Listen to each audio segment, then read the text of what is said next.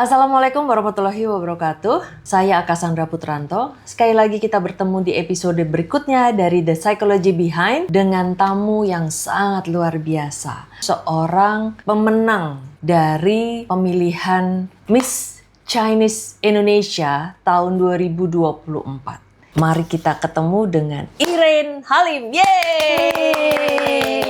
Halo, apa kabar? Baik Ibu. Ibu apa kabar Ibu? Alhamdulillah baik-baik. Irene juga baik-baik aja. Baik-baik aja, puji Tuhan. Terakhir Ibu. kita ketemu kapan ya? Kalau nggak salah 2024 awal ya atau 2024 awal. Betul. Lalu kemudian Miss Chinese Indonesia ini kapan nih? 2024 akhir Ibu. Ya ampun. Jadi, my friends, saya bertemu dengan Mbak Irene. Ci Irene Halim gitu ya. Maksudnya gitu ya. Apa sih Mbak panggilnya apa? Miss. Mbak boleh, Teteh boleh, Cici boleh, apapun ya yang Mbak, nyaman Teteh, ya. Cici. Ya, oke.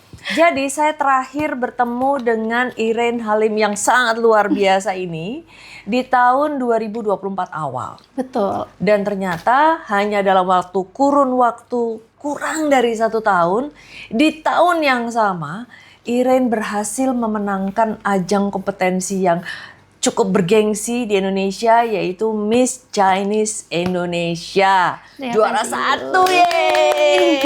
Luar biasa. Boleh cerita dong Makasih. gimana sih sampai akhirnya bisa ikutan, lalu kemudian sampai menang juara 1? Gimana ya, kalau dirunutin dari awal kita ketemu itu di Awal. 2024 awal sampai pertengahan lah. Karena pada saat itu saya masih ada kasus yang kekerasan itu kan Ibu. Saya ketemu dengan Ibu Cassandra juga nih. Nah lalu kurang lebih sidang itu selesai di Juni atau Juli 2024 ya. Lalu masih sambilan bekerja dan akhirnya saya pindah ke Untar juga. Nah kebetulan pas itu lagi ujian dan saya tuh lagi nungguin untuk masuk ruangan ujian dan saya lihat kayak ada poster gitu tentang Miss Chinese Indonesia. Oke. Lalu saya pikir ya mungkin ini salah satu pembuktian diri juga ya, karena jujur pada saat mengalami kekerasan itu yang jelasnya yang paling banyak dirasakan tuh pasti rasa malu, rendah diri, kayak pasti ngerasa bener-bener di titik terendah. Jadi akhirnya saya pikir, oh mungkin ini ajang pembuktian diri kalau value saya tuh nggak stop di situ aja, hidup saya nggak stop di situ saja. Mungkin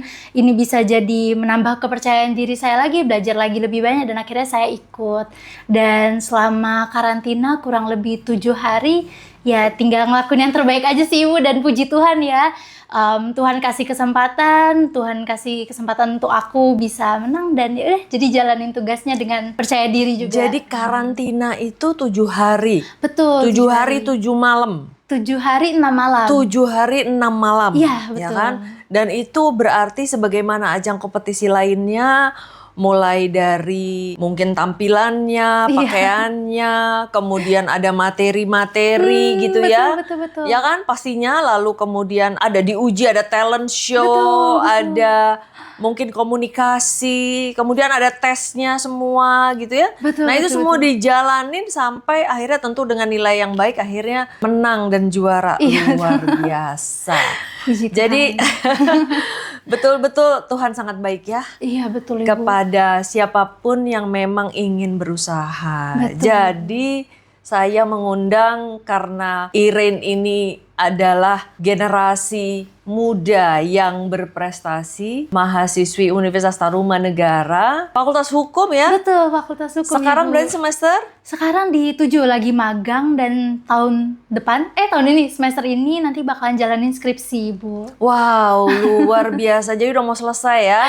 Betul, Nah, betul. berarti itu juga menjadi salah satu penguat ya nanti bekerjanya sebagai lawyer, sebagai advokat, Amin. penasihat hukum di bidang hukum dan terutama untuk menegakkan hukum. Sekali lagi karena kita dengar sendiri bahwa Irene mengaku pernah menjadi korban kekerasan atau Betul, bullying di kampus. Iya. Baik, jadi kembali lagi, sungguh luar biasa. Hari ini kita kedatangan tamu yang membuka diri. Terima kasih banyak Irene. Dan saya berharap bahwa ini bisa menjadi inspirasi bagi siapapun. Karena saya yakin sangat tidak mudah untuk bisa bangkit dari kondisi yang terpuruk, kondisi yang sedih, lalu kemudian bisa bangkit sampai akhirnya meraih prestasi. Luar biasa. Terima kasih. Kalau pada saat mengalami kekerasan atau bullying tersebut, emosi yang mungkin masih Iren ingat. Sebenarnya masih ngerasa ada rasa malu ya, karena masih di pikiran itu merasa kayak, oh kayaknya jadi ada cacat nih di hidupku, mengaruh nih ke nilai hidupku. Kalau ketemu orang, kasus awal mula kekerasan itu dikarenakan si perempuan ini merasa saya mengambil laki-lakinya dan lain sebagainya seperti itu. Dan tentu pada saat kasus itu pun juga banyak omongan-omongan dari dia kan yang keluar yang tidak baik lah dan dari teman-temannya. Dan sampai sekarang jadi ada efek kalau ketemu orang lain itu ketika dia tahu kasusnya, yang di pikiran kita itu cuma dua.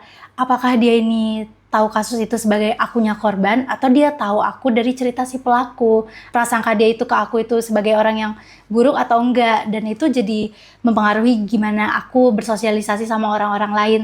Selain itu juga kalau misalkan aku ceritalah ke beberapa orang, takutnya misalnya kita bertengkar, takutnya nanti dari mereka pikir kayak, oh ternyata Iren orangnya kayak gitu ya, ya wajar lah orang itu marah. Nah, hal-hal yang kayak gitu tuh kadang masih bikin diri sendiri tuh ngerasa kayak ada rasa kurang, jadi ada selalu ngerasa kayak, oh berarti bener ya yang mereka bilang, ternyata memang aku yang salah, oh ternyata bener ya yang mereka bilang, ternyata memang aku yang buruk. Jadi masih ada hal-hal negatif seperti itu, tapi ya dinetralisir lah dengan cara ngebayang kayak oh enggak juga yang mereka bilang itu benar, toh buktinya masih banyak yang sayang sama aku gitu sih Ibu. Baik, jadi dampak dari kekerasan itu memang banyak sekali ditemukan adanya jejak trauma. Dan jejak trauma itu masih diakui sampai sekarang ya, mungkin ada masih terngiang-ngiang, masih terasa mengalami kembali. Betul. Lalu kemudian ada kondisi seolah-olah kita ingin menghindari, mungkin ada tempat, ada orang, ada situasi yang serupa jadi akhirnya menghindari. Lalu kemudian ada juga yang membuat merasa terancam begitu. Nah, tadi juga disebut ada perasaan terancam, takut kalau orang punya persepsi yang sama gitu ya. Dan yang paling luar biasa adalah bagaimana Iren bisa melepaskan diri dari situasi tersebut. Menurut Iren, penanganan bullying di sekolah maupun di perguruan tinggi saat ini sudah sesuai dengan harapan atau tidak? Jujur masih belum, karena banyak yang aku dengar dari teman-teman serupa juga. Ada yang bilang kampusnya itu masih menutup-nutupin, mungkin karena mempengaruhi akreditasi atau lain sebagainya. Atau mungkin dari pihak sekolah juga merasa, misalkan terjadi sama teman-teman sejawat, tapi di luar kampus, mungkin pihak kampus merasa, oh itu bukan tanggung jawab kita karena nggak terjadi di kampus. Jadi kalau masalah penanganan, sepertinya jauh lebih kompleks ya Ibu, karena ternyata saya masih mahasiswa juga. Jadi sepertinya memang masih harus, seperti yang tadi Ibu katakan lah, memang masih harus menetapkan standar juga ya Ibu ya. Baik, sebenarnya memang tadi di luar dari percakapan ini sempat saya menyampaikan kepada Iren berbagai persoalan, berbagai permasalahan bullying di Indonesia masih jauh panggang dari api, masih belum sesuai dengan harapan karena belum ada standar penanganan kekerasan atau bullying di sekolah ataupun di perguruan tinggi. Ketika standar ini tidak tersedia, tentu proses penanganan ini menjadi berbeda-beda di setiap sekolah dan setiap perguruan tinggi. Dan seringkali kemudian ada pihak-pihak yang ikut mempengaruhi proses penanganan sehingga akhirnya tidak bisa sesuai dengan apa yang harusnya dilakukan. Jadi misalnya korban tidak ditangani dengan baik, pelaku juga mungkin tidak ditangani secara efektif sehingga akhirnya kejadian ini berlangsung terjadi lagi dan lagi dan lagi. Nah, lalu ketika dalam proses kejadian kekerasan gitu ya, ketika korban merasa takut dan terluka gitu ya, apa yang menurut Iren paling penting dibutuhkan oleh korban saat kekerasan itu terjadi? Saat kekerasan itu terjadi, tentu butuh orang yang bisa masuk ke dalam. Kalau misalkan ada terjadi kekerasan, berarti dua orang itu sedang nggak fokus dong, karena satunya tertindas, satunya lagi melakukan aksinya. Jadi benar-benar butuh orang yang kita bisa bilang kayak ikut campur lah ya untuk memisahkan. Terlibat. Iya, ikut terlibat juga untuk memisahkan, dan tentunya pasti mengamankan korbannya dan mengambil langkah yang paling cepat untuk visum, karena kan visum nggak bisa berlangsung lama, kalau nggak salah 3 kali 24 24 jam ya. Betul. Dan tentu saja pelakunya itu juga harus diamankan dulu, nggak boleh kemana-mana.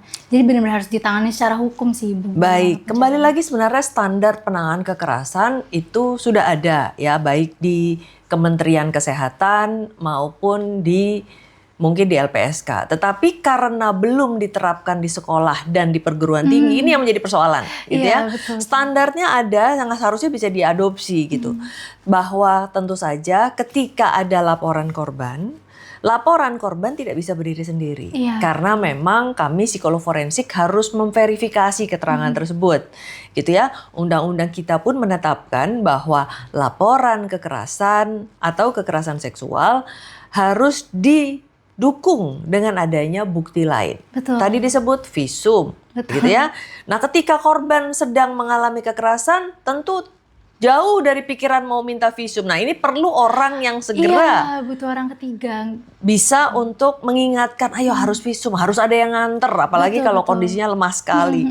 Kemudian tentu selain visum, harus juga ada bukti lain, mungkin saksi, rekaman bukti Efektif. digital, apakah itu percakapan WhatsApp, apakah itu rekaman video, atau mungkin juga ada bukti-bukti forensik lain gitu ya, Betul. kimia forensik atau hal-hal lain lah yang bisa terkumpul ya. Dan yang paling akhir sebenarnya undang-undang kita pun menetapkan adanya alat bukti lain, yaitu laporan pemeriksaan psikologi forensik maupun klinis. Nah, dari laporan ini, perlaporan korban itu bisa diverifikasi dan didukung oleh laporan pemeriksaan baik psikologi klinis maupun forensik, sehingga akhirnya menjadi 2 alat bukti. Nah, sementara apabila hanya laporan korban saja, dia tidak bisa berdiri sendiri. Ya, kalau bisa 5-5-nya bagus Iya, ya. betul. Laporan korban, visum, bukti digital, bukti kimia, saksi, bahkan sampai laporan pemeriksaan psikologi klinis dan forensik. Nah, akhirnya berarti yang sebenarnya sangat diharapkan adalah bahwa ketika terjadi sebuah kekerasan, tentu diharapkan ada orang-orang yang menunjukkan keberpihakan. Betul Ibu, itu penting sekali. Orang-orang yang bisa support korban, orang-orang yang bisa nemenin korban, dan juga bikin korban ini berani. Karena kayaknya banyak korban yang nggak lapor karena merasa nggak didukung dan nggak berani juga ya Ibu. Karena nggak ada pendukung Tidak yang berani merasa. lapor sehingga bagaikan dijahit mulutnya. Iya, Kalaupun sudah lapor tidak mendapatkan dukungan yang sesuai. Bahkan bukan tidak mungkin terjadi kekerasan sekunder. Iya, betul. Pada kasusnya Irin kemarin terjadi nggak Lebih ada sih karena kekerasan sekunder? Iya kan? Jadi orang yang diharapkan membantu justru dia satu mungkin mengabaikan, Iya, bahkan bisa melecehkan, bahkan bisa melakukan kekerasan berikutnya. Terjadi kah? Betul. Kita dilarang untuk lapor polisi, bahkan juga Betul. ditekan. Setiap kita mau bicara juga lebih banyak kayak ditutup-tutupin, lebih mendengarkan pihak pelaku. Jadi seperti kesannya itu betul kayak mulutnya dijahit. Jadi kita dianggap diberikan tekanan untuk diam gitu. Baik. Lalu kemudian ketika orang-orang tersebut ini kan akhirnya ada satu yang tadi menunjukkan keberpihakan gitu ya. Lalu kemudian memang sebaiknya selain lapor polisi, ya tentu saja orang tua Betul, pasti ya. harus. Lapor orang tua, kemudian ada pemeriksaan kesehatan di fasilitas layanan kesehatan untuk buat visum, lalu kemudian lapor polisi pasti tentunya. Kemudian ada lagi nggak yang kira-kira bisa membantu dalam pengalamannya Irin kemarin? Mungkin ini rahasia umum ya, media sosial sih Ibu. Siap. Karena seperti yang kita tahu, no viral, no justice. Jadi kebetulan pada saat itu kan ini balik lagi ke persidangan. Saat persidangan itu jadi pihak pelaku ini nggak datang beberapa kali. Bahkan kita yang dibilangnya sidangnya jam 2, ternyata orang mundur terus. Dan ternyata ketika sidangnya dimulai, pelaku ini malah belum deh, itu setelah viral. Jadi benar-benar orangnya itu benar-benar nggak datang terus. Dia cuman lewat dari online aja. Dan juga kayak sidangnya itu lama banget diundur sampai akhirnya kita viralin. Itu pun pelakunya datang, tapi dia benar-benar di ruangan yang terpisah jauh Ibu. Jadi nggak ada penonton sama sekali, dan itu kan menimbulkan kecurigaan ya, kenapa ini? Tapi gimana ya, kembali lagi lah, semua orang udah tahu media sosial itu sangat amat membantu untuk mempercepat suatu kasus, dan dari media sosial itu pun juga para korban bisa melihat ternyata banyak loh yang ngedukung dia. Jadi Tapi di itu sisi lain rahasianya sih. saya melihat bahwa media sosial seringkali juga dimanfaatkan secara negatif. Betul. Ya, artinya mereka yang memang betul-betul membutuhkan keadilan bisa mendapatkan keadilan, ya. No viral, no justice.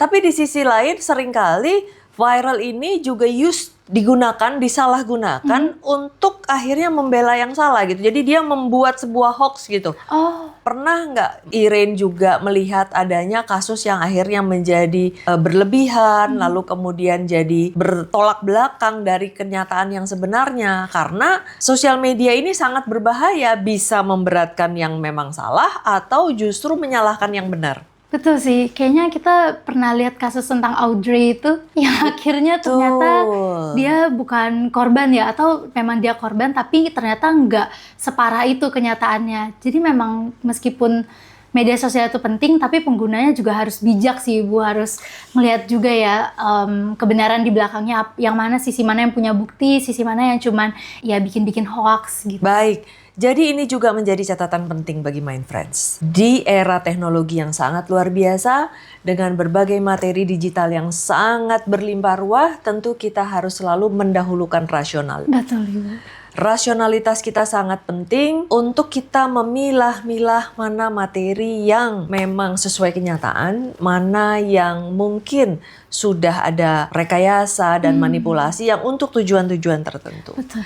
Baik, dari kalau misalnya kembali lagi ke situasi pada saat itu gitu ya, artinya ada orang-orang yang memang membantu, tapi ada orang-orang yang ternyata tidak membantu. Ini kalau di dalam psikologi juga ada yang disebut bystander effect gitu ya. Ada orang-orang yang mungkin berada di tempat yang sama tapi dia mendiamkan gitu. Apakah itu juga terjadi di kasusnya Iren? Pada saat itu enggak Ibu, jadi memang ada, waktu itu kan kita 4 orang, saya, pelaku, orang yang dibawa pelaku, dan memang teman saya maupun orang yang dibawa dari pelaku ini memang ada sempat memisahkan juga, cuman karena diancam oleh pelaku, pada akhirnya mereka cuma bisa berdiri dan cuma ngelihat aja. Kalau di dalam psikologi ada istilah yang namanya bystander effect. Jadi ketika ada seseorang yang mengalami situasi yang tidak menyenangkan, kekerasan, kejahatan, lalu kemudian orang-orang ada di sekitar itu bisa tidak melakukan apapun karena merasa bahwa tanggung jawab membantu itu harus dibagi rata gitu. Sehingga ini yang membuat orang-orang tidak berani untuk terlibat. Dan yang jelas di Indonesia pernah ada kasus 2 anak SMP laki-laki berani menggagalkan sebuah upaya kekerasan seksual. Nah, kedua anak SMP ini mendapatkan penghargaan dari kepolisian karena mereka berani melibatkan diri dan kemudian menggagalkan upaya tersebut. Tetapi persoalan ini juga tidak semudah itu karena pada banyak kasus ternyata orang takut terlibat. Betul Ibu, betul. Takut melibatkan diri.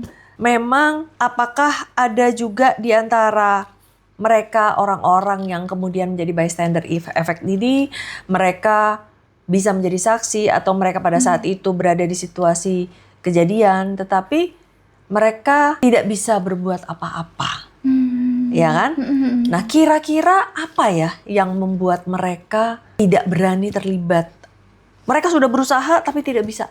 Apa yang kira-kira membuat mereka menahan diri sehingga tidak berani maju? Kompleks sih, mungkin kalau kita tilik dari orangnya masing-masing, mereka semua pasti punya alasannya masing-masing.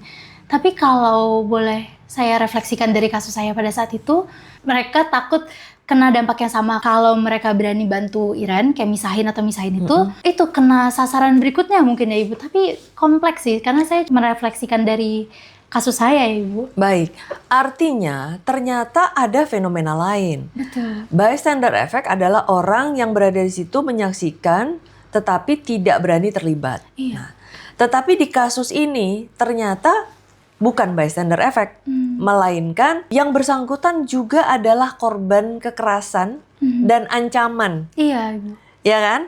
Berarti ini adalah situasi yang juga seringkali terjadi ketika orang tidak berani melibatkan diri adalah ketika yang bersangkutan juga menjadi korban. Nah, meskipun pada saat itu salah satu dari mereka juga merupakan orang yang dibawa dari pelaku ya, karena pada saat itu kita di ruangannya tertutup Ibu, pada saat itu nggak ada yang lihat kecuali ya memang kita-kita yang ada di ruangan itu Ibu. Baik, berarti pada kasus itu bisa terjadi kekerasan fisik, Mhm.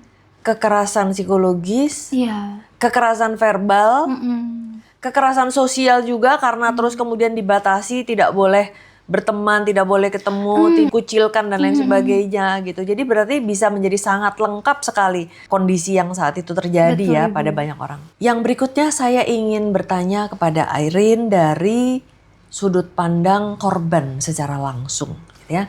Mungkin lebih tepat istilahnya penyintas, Boleh. survivor gitu ya. Saat ini udah bukan korban lagi, udah survivor, udah melejit sampai ke atas, udah nyampe ke bintang gitu ya, udah berada di antara bintang gitu ya. Sebagai penyintas ya kan. Menurut Irene kira-kira para pelaku bullying itu apa sih yang membuat mereka bisa menjadi pelaku bullying?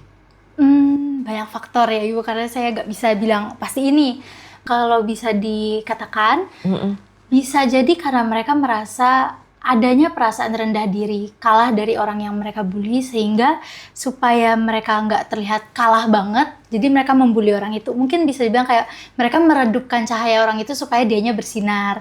Bisa juga karena perasaan cemburu, bisa juga karena apa yang mereka ingin miliki tapi mereka nggak bisa punya itu, jadi mereka membuli orang itu supaya dia bisa dapat hal itu. Mungkin juga karena kekuasaan supaya dipandang hebat dan lain banyaknya sih, banyak faktornya. Baik, sebenarnya kalau dari teori kekerasan bahwa kekerasan itu terjadi karena adanya ketimpangan relasi kuasa. Pelaku memiliki kekuasaan yang lebih besar dari korban. Nah, tetapi hari ini kita mendengar bahwa situasi pelaku memiliki relasi kuasa yang lebih tinggi daripada korban itu justru bisa disebabkan karena perasaan tidak secure, Iya. minder, atau memang ingin lebih tinggi. Betul. Gitu ya. Jadi ada kecemburuan, ada rasa tidak senang. Dan masalahnya kan kembali lagi semua ini terjadi karena ada inequality. Dia merasa dia tidak sama. Dia merasa harus lebih tinggi gitu. Nah, ini yang mungkin akhirnya mendorong mereka melakukan hal tersebut. Lalu kemudian bagaimana mereka ketika mencoba untuk mendapatkan kuasa, pengakuan. Tapi yang paling jelas adalah mereka sangat emosional dalam hal ini. Betul Ibu. Ya, dan ketika emosional itu mereka tidak bisa mengendalikan sampai mereka lupa tentang batasan-batasan yang mungkin dari kecil kita diajarkan ya. Tapi nggak tahu nih apa memang ada pernah diajarin atau nggak nih para pelaku ya bahwa nggak boleh melakukan ini pada orang. Kita kan kalau dari kecil tuh kan diajarkan adanya sebuah norma, boleh atau tidak boleh, tidak boleh jahat pada orang, harus sayang pada orang gitu. Tapi ini nggak, ini melukai orang, membuat orang terluka, baik secara fisik maupun secara psikologis gitu ya. Nah, lalu bagaimana kira-kira para pelaku itu sadar nggak sih dampak perilaku mereka terhadap para korban? Nah, itu juga yang membuat saya masih bertanya-tanya ya Ibu. Mungkin ada beberapa yang sadar, mungkin ada beberapa masih merasa kayak, oh memang dia yang salah kok, wajar kok dia digituin. Mungkin, tapi ini jadi menimbulkan pertanyaan lagi Ibu. Mungkin untuk Ibu ya Bu. Kalau para pelaku itu, bisa nggak sih mereka melakukan kekerasan karena mereka memang suka aja Ibu? Ternyata mereka menikmati loh dengan dia membuli orang lain, dengan dia melakukan kekerasan orang lain, dengan dia merasa, wah hebat nih, gue lebih kuat daripada lu gitu. Dan akhirnya tuh jadi keseringan gitu Ibu, ngerasa kayak ketemu hal yang dia gak suka dikit, bully. Ketemu hal yang dia gak suka dikit, melakukan kekerasan. Ada gak sih Ibu, manusia tuh punya rasa-rasa seperti itu Ibu? Baik, sebenarnya kalau dari kasus-kasus kekerasan, bahkan sampai yang berujung kepada kriminalitas, bahwa memang setiap perilaku itu ada motif. Nah, motif inilah yang membedakan. Ada yang mungkin berujung pada kekerasan fisik, kekerasan verbal, kekerasan psikologis, kekerasan sosial, bahkan sampai ada yang berakibat kepada hilangnya nyawa, gitu ya. Nah, semua itu ada motifnya. Nah, bahwa kemudian dibedakan antara yang terjadi secara spontan dan yang mengandung unsur perencanaan. Nah, tentu karakter atau profil psikologis dari pelaku ini memang sangat berbeda. Dan tentu saja ya ini yang harus diperiksa. Dalam sebuah pemeriksaan psikologi forensik itu bisa ditentukan atau dicari dan diketahui kompetensi untuk menjalani proses hukum, motifnya, analisa resiko keberbahayaan, dan yang paling penting tentu harus diverifikasi pernyataannya benar atau tidak. Karena seringkali tentu ketika menyampaikan keterangan ya bisa saja ada keterangan-keterangan yang tidak sesuai. Ya kan? Jadi misalnya ya saya melakukan ini karena dia begitu. Merasa bahwa dia punya alasan untuk melakukan hal tersebut. Di kasus-kasus serial killer misalnya, dia melakukan kekerasan dan bahkan sampai pembunuhan berkali-kali. Ya itu pun juga selalu pasti ada alasan. Dan alasan itu seolah-olah rasional di kepala dia gitu ya. Nah ini yang membedakan antara satu pelaku dengan pelaku lain gitu. Tapi ya saya berharap tentu saja Indonesia berbenah diri ya. Dan yang paling penting sekali lagi dengan adanya The Psychology Behind pada kali ini, kita berharap bahwa tentu Indonesia segera memiliki standar penanganan kekerasan di sekolah dan di perguruan tinggi supaya tidak terjadi lagi kasus-kasus yang tidak terselesaikan dengan baik, tidak terjadi lagi adanya korban-korban dari bullying atau kekerasan atau bahkan sampai kekerasan seksual. Terakhir kemarin kita dengar ada kasus yang sampai bunuh diri karena mengalami kekerasan seksual dari dosennya. Banyak banget Ibu, benar-benar. Nah, kenapa? Karena tadi ya ketika tidak ada standar, ketika melaporkan juga tidak ada jalan sehingga akhirnya tidak berani melapor, bahkan akhirnya tidak mampu untuk menanggung hidup secara kuat, tidak sanggup lagi sehingga akhirnya mengambil keputusan yang pendek. Ya, semoga kita bisa sedikit merubah mindset dan tentu saja yang paling penting semua yang mendengarkan Mind Friends bisa mengambil intisari dari percakapan kita kali ini. Kalau saya bertanya dari sisi sebagai mahasiswi Fakultas Hukum, kira-kira menurut Iren sendiri untuk ketentuan perundang-undangan gitu ya, di Indonesia udah cukup belum sih? Nah, kalau bicara tentang peraturan perundang-undangan ataupun mungkin ketentuan dari sekolah lah misalkan atau perguruan tinggi, saya merasa sebenarnya itu tuh udah bener-bener pas Ibu, udah spot on. Cuman kembali lagi ke oknum-oknum yang jalanin, apakah mereka berlandaskan dari undang-undang atau peraturan itu atau ternyata ada faktor-faktor lain yang mempengaruhi penilaian mereka. Contohkanlah, referensikanlah kembali dari kasus saya. Ada peraturan dari rektor itu, kalau melakukan kekerasan itu diberikan surat peringatan dan juga konsekuensi selama 6 bulan untuk tidak ikut pelajaran, Ibu. Ya, semacam skorsing lah ya. Iya, semacam skorsing, betul. Tapi rupanya pelaku cuma dikasih SP1 dan tetap bisa menjalankan kegiatan perkuliahan seperti biasa. Nah, jadi kembali lagi, kalau kita sebagai korban menilik peraturan itu, oh pasti cukup adil. Orang ini melakukan perbuatan yang mengakibatkan si korban nggak bisa melanjutkan kuliah, harus mundur, sehingga pelaku pun juga menerima konsekuensi yang sama. Akan tetapi ini kan menjadikan ketimpangan. Korban harus mundur kuliahnya, belum lulus, sedangkan pelaku cuma terima surat peringatan dan ya sudah, dia bisa melanjutkan masih lagi bisa seperti lanjut. biasa.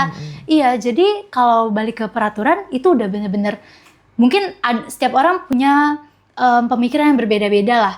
Cuman menurut saya pribadi itu udah cukup kuat untuk memberikan konsekuensi, tapi kembali lagi ke oknumnya, apakah dia benar-benar berlandaskan dengan peraturan yang ada atau ada faktor lain yang mempengaruhi penilaian dia untuk memberikan judgement kepada pelaku. Dan yang paling penting dari pernyataan Iren barusan, saya jadi terpikir bahwa akhirnya para pelaku itu tidak betul-betul mencerna dan memahami dampak dari perbuatannya, bahkan kemudian tidak memahami konsekuensinya. Iya.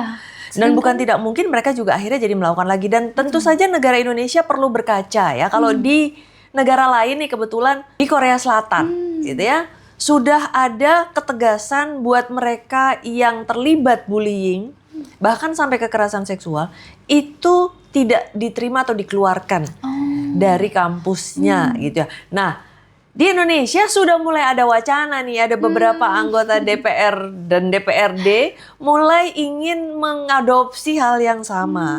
Kelihatannya kita juga perlu menelaah kembali apakah ini bisa kita lakukan, terutama adalah bahwa ketika kejadian bullying itu masih di tingkat SD, mungkin masih perlu adanya semacam restoratif justice. Betul. Karena anak masih pada sangat muda gitu ya. Tapi ketika di SMP tentu konsekuensinya harus lebih serius. Lalu kemudian di SMA juga harus ada semacam, ya kalau SP tadi SP1, SP2, SP3 gitu ya. Tapi begitu di kampus tentu harus sudah ada hukuman yang sangat efektif untuk membuat jera. Dan tentu saja harus dipertimbangkan bahwa beberapa perguruan tinggi yang sudah cukup tegas pun di Indonesia juga cukup banyak nih. Saat ini terakhir ada beberapa yang berani menyampaikan secara publik bahwa kampus mereka secara tegas menolak adanya bahkan tidak hanya kekerasan. Termasuk di dalamnya kekerasan seksual, korupsi, Luar gitu ya. biasa. Jadi ketika sudah ada indikasi tersebut dan terbukti, sekolah berani mengambil langkah tegas, bahkan tidak hanya menolak mereka menjadi mahasiswa, tetapi juga membatalkan atau membekukan atau menarik ijazahnya. Wow, itu benar-benar konsekuensi yang bisa bikin pelaku pikir 2 kali lagi ya Ibu ya. Sekali lagi, ini yang harus menjadi pertimbangan yang tentu saja sangat hati-hati. Kekerasan adalah suatu hal yang sangat tidak dapat diterima karena dampaknya sangat luar biasa dan tentu saja bisa menimbulkan kondisi-kondisi yang kita tidak harapkan sampai waktu yang sangat panjang. Ya, sepanjang hampir 33 tahun masa praktek saya bertemu dengan banyak sekali korban dan penyintas kekerasan yang masih mengalami gangguan-gangguan psikologis yang cukup besar yang disebabkan karena adanya bullying, kekerasan seksual di masa lalu. Dan tentu saja penanganan ini harus ada standarnya, terutama tadi melihat di tingkatannya ya, SD, SMP, SMA, dan tentu saja di perguruan tinggi. Baik, mungkin ada pesan atau harapan dari Iren untuk bisa disampaikan kepada Mind Friends. Apa yang ingin Iren sampaikan? Silakan. Mungkin pesannya lebih ke para korban atau yang sampai saat ini mungkin masih mengalami ya. Banyak banget platform di mana kita ini menerima untuk memberikan bantuan pada orang-orang. Contoh katakanlah karena saat ini saya kan berada di pageant ya Ibu, dan kebetulan penyintas juga nih.